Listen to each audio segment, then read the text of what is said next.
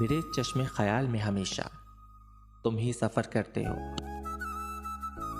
तुम्हारा सहर मुझ पर ऐसा तारी हुआ है कि अब तो खुद पर दुआएं पढ़कर फूंकने लगा हूं मैं।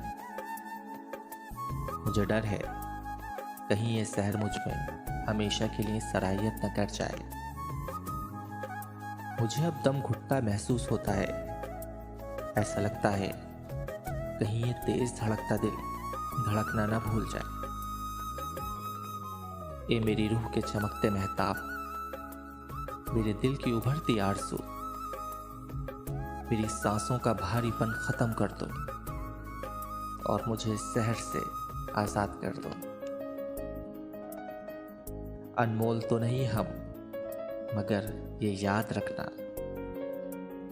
अनमोल तो नहीं हम, मगर ये याद रखना, हमारे बाद शायद कोई हम जैसा मिल भी जाए, मगर वो हम जैसा होगा हम नहीं होंगे।